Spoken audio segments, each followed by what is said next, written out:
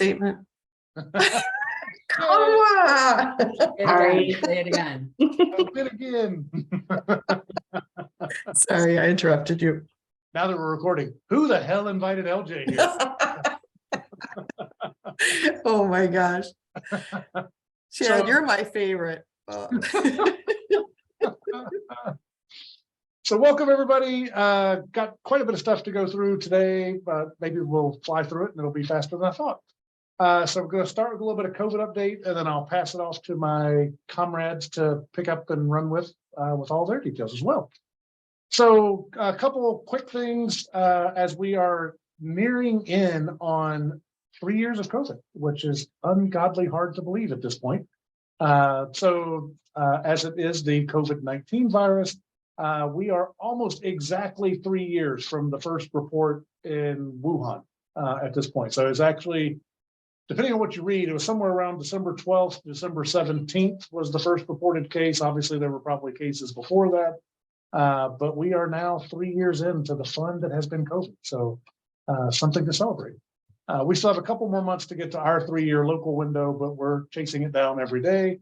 And the current indications are that it is not going to slow. So just under 2 weeks ago yesterday, the CDC released their projections where they said 2 weeks from then, so as of yesterday, we were going to see an 80% increase in volume of COVID cases in the Northeast region, in our area in particular, and a 35% increase in hospitalization that would be largely in the 65 and older population.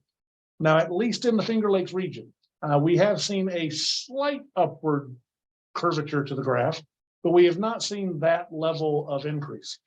One of the big things to note, you guys know this better than I do, there is an increasing number of patients who are just doing their home test, finding they have COVID, staying home. A lot of employers are allowing home COVID tests to suffice, which I understand in some places is actually causing difficulty because every time somebody needs a vacation, they suddenly have a positive COVID test at home. So there's all these little bits of nuances that are fun parts of COVID that we're learning as we go along. But probably, whereas early on, the only way you could get a COVID test was PCR, and so it was very well tracked. Now it is much more loose. It is much more kind of at the whim of how much reporting there is. So there most certainly is more COVID than we even know. I will say, obviously, because I spend a good bit of time in Livingston County now, Livingston County is one of 16 places in New York State that has started doing wastewater testing. Interestingly, the increase in wastewater COVID counts has only gone up a little bit. So it actually does seem to track with what we're seeing for hospitalization and reported COVID cases. So it may not be that there's as big a deviation as we may otherwise think with the home COVID testing phenomenon. The other piece to that from the tridemic standpoint, we are seeing a downward trend in the RSV, thankfully, because that was mainly amongst kids, and certainly there was a point where that was pretty severe. But the CDC guidelines or projection, I should say, had already anticipated an aggressive flu season. Their projection 2 weeks ago that there would be an actual doubling of incidence of flu and a near doubling of incidence of hospitalization, again, predominantly in the 65 and older category.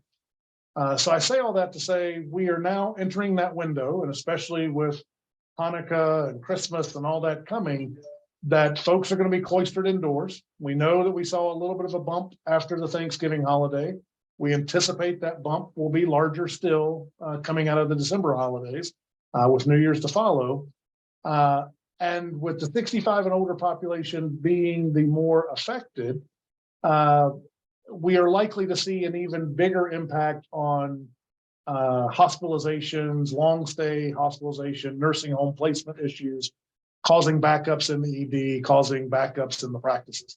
So I think the next 2 to 4 weeks likely could get worse, is the reason I'm saying that. And I know everybody's saying, holy crap, it's already pretty bad.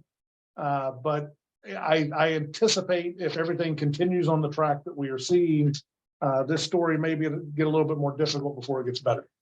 I say all that to say we have talked extensively about what can we do to try to ameliorate those kind of sudden surges, or if things really get out of hand and we do see a tridemic, remembering that January of last year or this year was when Delta really kind of surged and threw us off for a loop.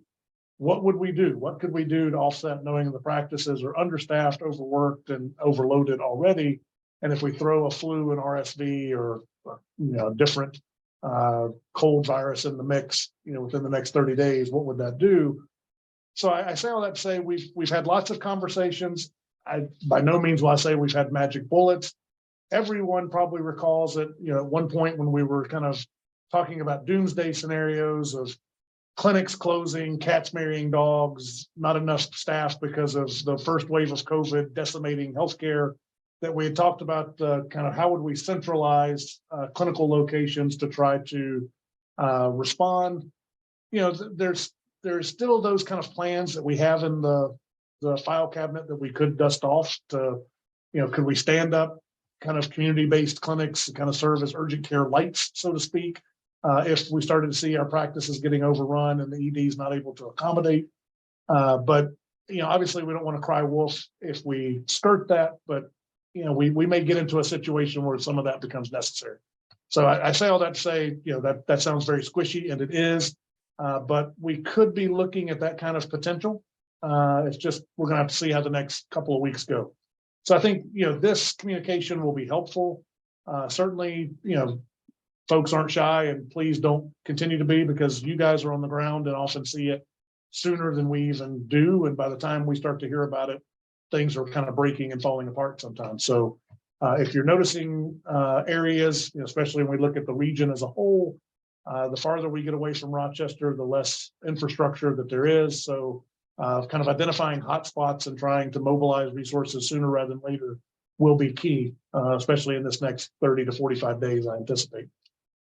The next thing, and there was both the guidance from the CDC for the bivalent booster approving down to the age of 6 months old, which is great. So now for the vast majority folks, we have booster availability. There was also a Dear Administrator letter that came yesterday, day before, from New York State saying, please, please, please, when you're vaccinating kids, give flu and the bivalent booster at the same time. So trying to kind of capitalize on that captive audience phenomenon.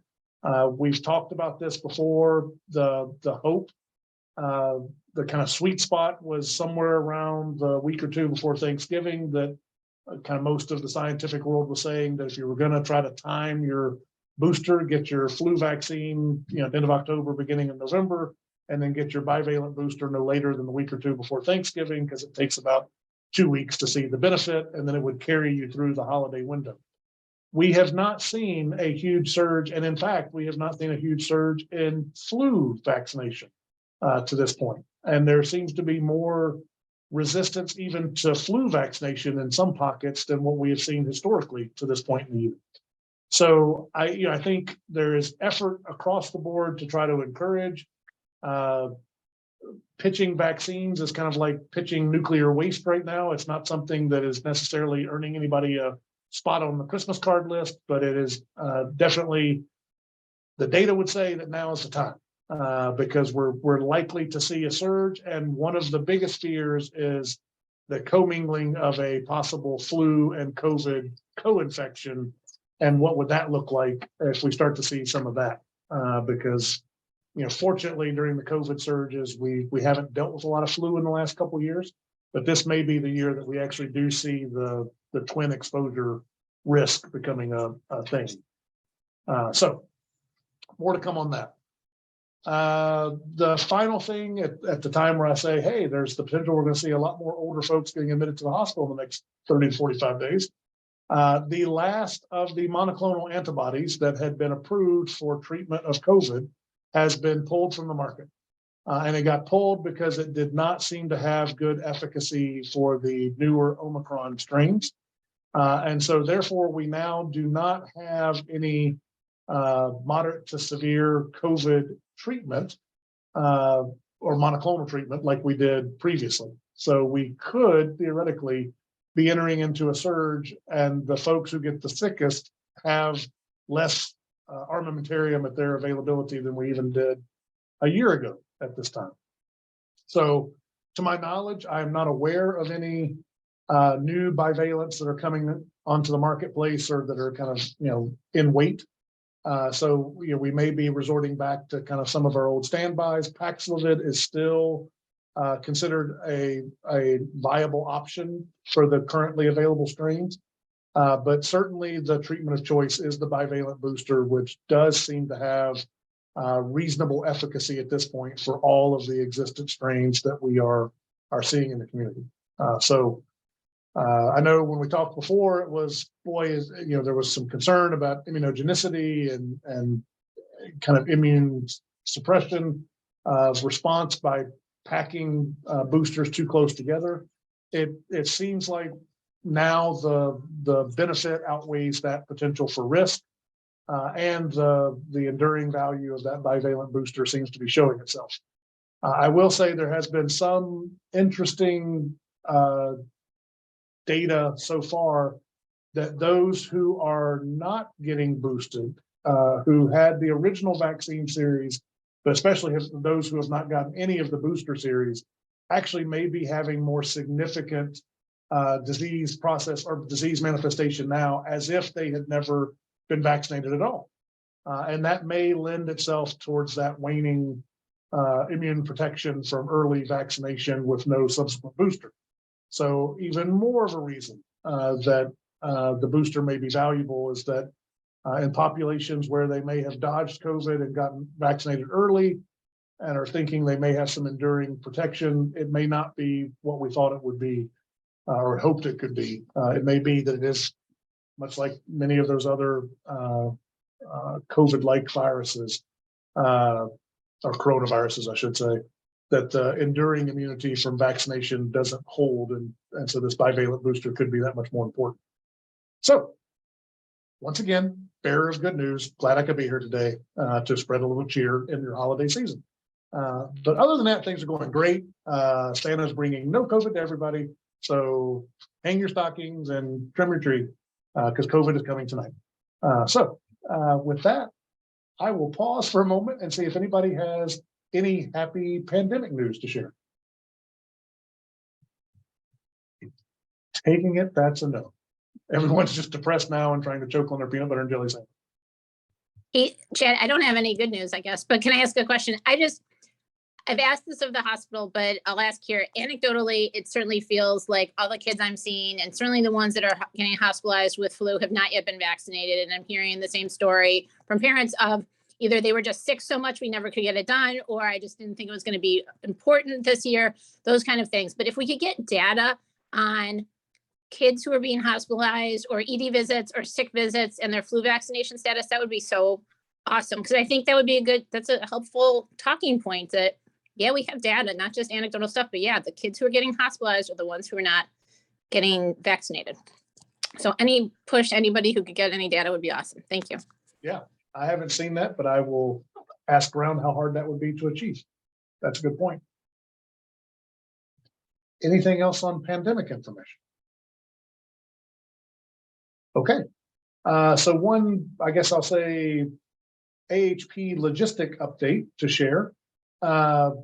We've talked before, it's about this time of year that we are usually hoping and praying that we will have our metric grid plans for the next year. And usually we're always in a death wrestling match with the payers to try to get that finalized. We actually have it finalized. It's a happy day. Yay. So I am happy to report that the grid for quality-based metrics for 2023 will look exactly like the grid for 2022. The point dispersion, the grid, the metrics are all exactly the same. And that was done intentionally, both because with the Arcadia issues we've had over the last year and the struggles with the pandemic, we didn't really get a good running chance to work on a lot of the things that we had hoped to work on in 22. And just because of some of the fall behind on some of the preventive health efforts during the pandemic, all of the metrics that we have chosen historically are even more important today because we've lost a little ground in performance on some of those key metrics. Now, we've done better than many, but there is definitely even more opportunity there than there was when we chose the metrics initially. So because of that, the good news is you're not going to be seeing anything new under your tree for quality metrics for the next year. So it'll be the same plans as we had before, but hopefully we'll have a better running start. And whether it's with Arcadia or as many of you know from some of our other forums that we've talked about, we are looking at data aggregator systems to try to see if there's anything better that we could switch to other than Arcadia.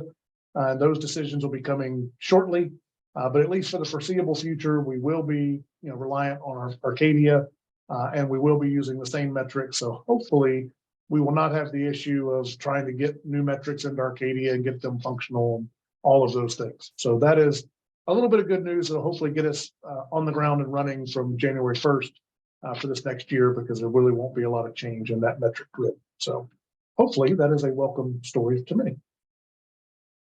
That is all I had to cover. So I will stop and I'll turn it over to LJ, and then I reserve the right to come back and spread more bad cheer if there's any need to. Excellent. That would be so nice if you can frame that, bad news sandwich front and back.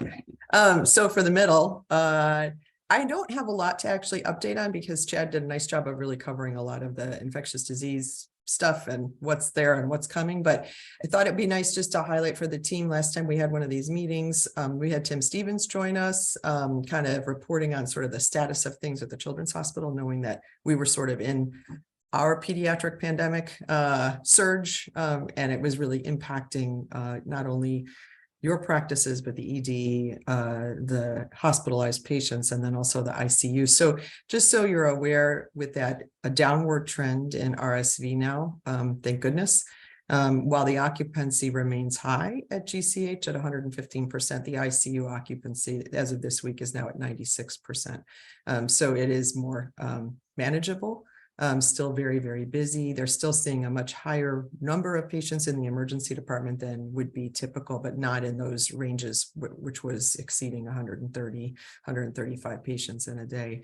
And I think that you might remember we reported that almost every case that was hospitalized in these excess cases was RSV, and now really flu is, as Chad pointed out, flu accounts for 13 of the hospitalized patients in terms of diagnoses. RSV is only 4 cases now.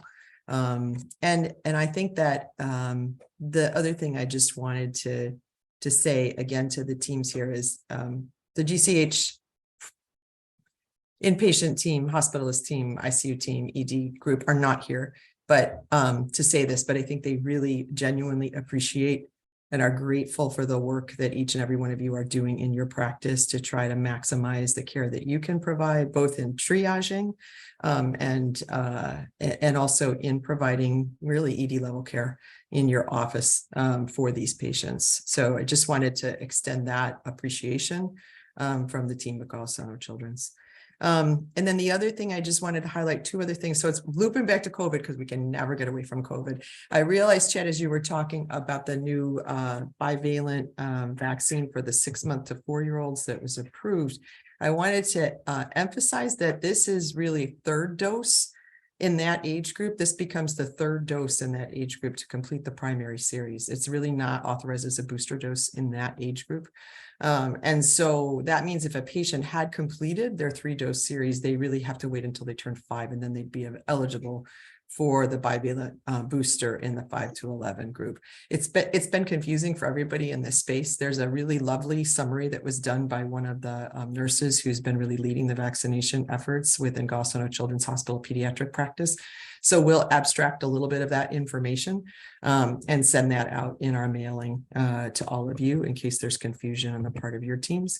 And then the last thing I just wanted to say is some of you may be aware that there's been recommendations for masking, voluntary masking again in schools. And we have learned that some schools are implementing this without mandates or requirement. But our CSD, for example, has now masks available in school and is encouraging use. Again, it's not a thing that can be forced, but I think it's just really important to still recognize that in situations where we have been recently and where it sounds like, according to Chad, we're going, it's a very reasonable thing to use, like common sense and approaches that help to keep the spread of infection at least at bay a little bit. So I think we will likely be asked questions about this, and I think we can continue to say that, you know, masking, good hand hygiene, all of those things can be incredibly helpful at this time for the whole population, not just for those who may be more vulnerable to infection. So I think that's what I've got for today. Renee or Jana? All I would add on is to remind folks that just as it was reported in network news, third quarter 2022 clinical integration payments will be hitting accounts early next week. Hope, fingers crossed. That looks like we reported the week of December 19th, and it'll definitely happen in the week of December 19th. And just like always, you'll get an email from myself or Jana indicating that that the deposit has been made. For those of you who participate in a PCP advisory committee or on the AHP Board of Managers, the stipend payments for your participation on those committees will be going out via paper check to the address that you provided on your W-9 when you first joined the committee. So if you get a check from AHP at home and are scratching your head about what's that about, that's your stipend for your service on either our Board of Managers or our adult or pediatric PCP committees. That's it for us. Just wish everyone a great holiday season, and we're grateful for your participation in AHP and all your hard work. And that's it for me. So Perfect. Jana, anything from your standpoint? Nothing from me. All right.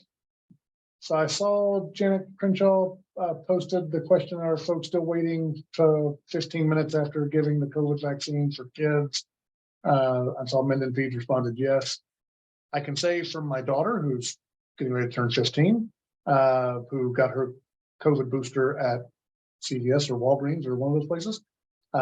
She waited about 38 milliseconds before they was like, okay, run away now. So I definitely don't think that's become the norm any longer. But whether they just anticipate on face value that you'll hover in their store for 15 minutes, I don't know. But Hey, no, Chad, absolutely. I'm glad you saw that question, because Janet, I've been reaching out to a number of different resources to try to find out like what the recommendation is. And so the best that I can ascertain is that definitely for first doses, without question, waiting for that 15-minute period. And as Chad pointed out, it's now all over the board. So Jen Radigan is just summarizing in the chart exactly, or in the chat exactly what I was going to say, that if there were no reactions previously, there is no need to wait in the boosters. That's what we're seeing that's happening in the pharmacy spaces. And it's my understanding even at some of the other county sites. So I think that this would be, and there was never any like big announcement about this, right? Like, so here's the time to change this. But for all of you who are continuing to try to lift COVID vaccine in your practices, first doses, they should wait. Booster doses, second doses, if no previous reactions, I think you're finding it will make the process that much more straightforward. It's very cumbersome, right? And it slows everything down if you need to have someone wait.